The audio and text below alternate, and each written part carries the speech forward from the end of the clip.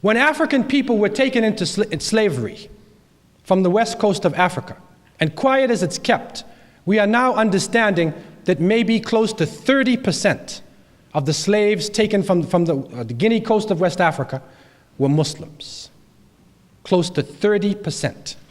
In Bahia, in Brazil, which was the largest slave population created by the Portuguese, there was a huge slave revolt in Bahia, a successful slave revolt, to the point where the Hausa and the Fulani or the Fula people who were taken into slavery in that part of the world were able to defeat the Portuguese. They were given boats and they returned to West Africa.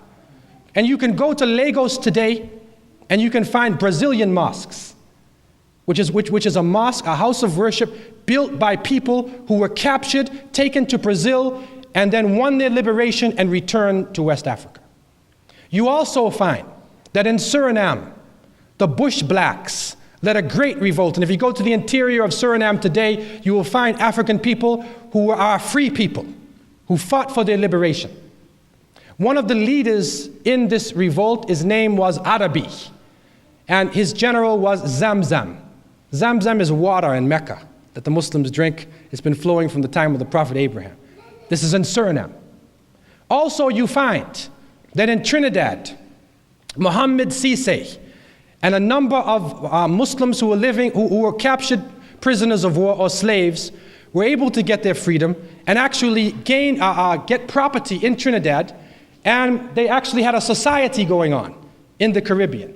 And you find that all over the Caribbean in the writings now, we are reinterpreting the writings and we understand that when the term Mandingo is being used, they are referring to a Muslim, Mandingo. This is the terminology now. They wouldn't use Muslim because you have to remember that the Spanish were paranoid of Muslims because Muslims were in Spain for 700 years. And so the Spanish had to overtake the Muslims in Andalusia, right? Seville, Toledo, Granada, Cordoba. So they didn't want to hear the words Muslim. They wanted to erase it. They just baptized everybody on the boat. And so nobody could use it, especially the Muslims. But still records are coming to us. In 1821, in the Manchester parish of Jamaica, a document was being passed around which is called Wathiqa. Wathiqa. It was written in Arabic. This is a document which is now being linked by Nigerian scholars to a document written by a West African Islamic reviver of the faith. His name was Sheikh Uthman Danfodio of the Fulani people. He wrote a document which was called Wathiqa ibn Fudi ila Ahl Sudan wa man sha'allahu min al-Ikhwan.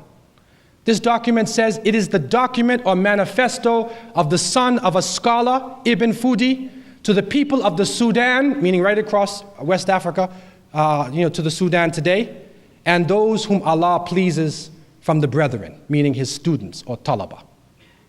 This document, Wathiqa, was calling the people to resistance.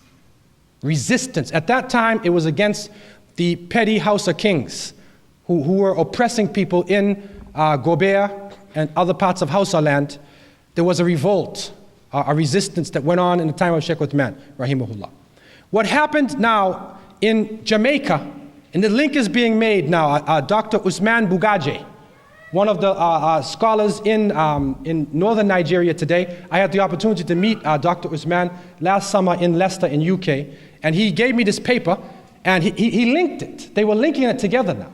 The Wathiqa of Ibn Fudi, they're linking it with the document passed around amongst the slaves in Jamaica, and sure enough, in 1821, there was a slave revolt in the Manchester parish. You also find in Bahamas, I went to the archives in Bahamas, in Nassau, and I was surprised to read in one of the documents that it said that a certain amount of slaves were taken to the island of Exuma, and a large number called themselves followers of Mahomet. Now, they didn't know what this term Mahomet was, M-A-H-O-M-E-T. This is the crusading, middle-age definition for the word Muhammad. These people in the Bahamas were defining themselves as Muslims. And so Muslims were one of the groups who resisted oppression and slavery in the Americas. Very interestingly, what has happened to me recently is that Sheikh Fahim Diop, who is a Gambian scholar who is living in New York area and teaching, Sheikh Fahim was linking now the concept of Maroons, the Maroon people, with a strong tribe known in Gambia. This is interesting because the definition that came to us, and I had the opportunity to visit the Maroon settlements in Jamaica. I was there for 4 years. And the Maroons, basically in Jamaica, were known as, it is said that the word comes from cimarrones, which is a Spanish word for wild horse. Because when the Spanish came, these people were so resilient that they resisted slavery, went into the interior, and the Spanish couldn't get them out. They left them alone. The French came along, left them alone. British came, left them alone. But the British had a plan, because they're very crafty. So they made a treaty. They made a treaty. And in that treaty, they turned the Maroons against other people of African descent. And people who know Jamaican history will know that negative side of the existence. What is important is, what Sheikh Fahim is showing us, is that in West Africa, there is a nation of people in Gambia who are of very strong stature, known for their fierce warlike nature. All of them are Muslims, and their name is Maroons. This is serious. This is serious. Because this would link us now, in the name, directly to a nation in West Africa. And research is being done right now to look into the records to see whether this definition really was this so-called Spanish word cimarrones, or actually was it a terminology that had come from an African language that was trying to be covered up by the colonial powers.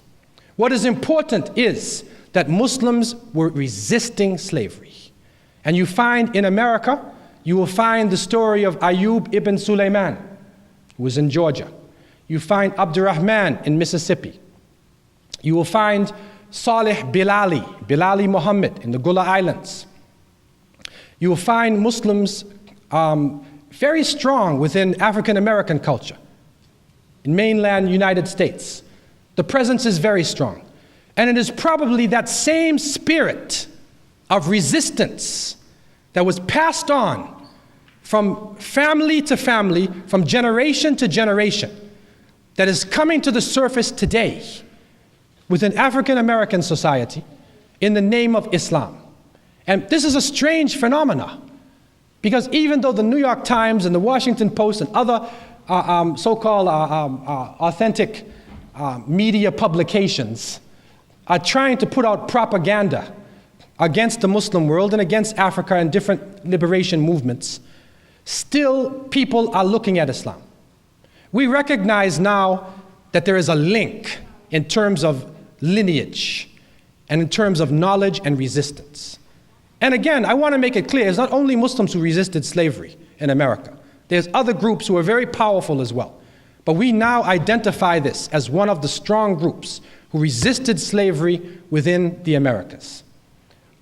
A colleague of mine, Imam Nafi al-Muhaymin, rahimahullah, may Allah have mercy upon him, who studied with me in Medina, he was from Georgia, and he reported to me that he remembers the slave master would say to their great-grandmother, anytime they got angry at the slaves, they would say, "You all ain't nothing but Aunt Hagar's illegitimate children." Now, you know what that means? Now let's try to unwind that. Aunt Hagar, this is Hajar, the wife of Abraham, right? Okay, so he's saying, you're nothing but Aunt Hagar's illegitimate children. In other words, you're a bunch of Muslims. Because it was Hajar who went with Abraham and Ishmael, and they built the Kaaba in Mecca.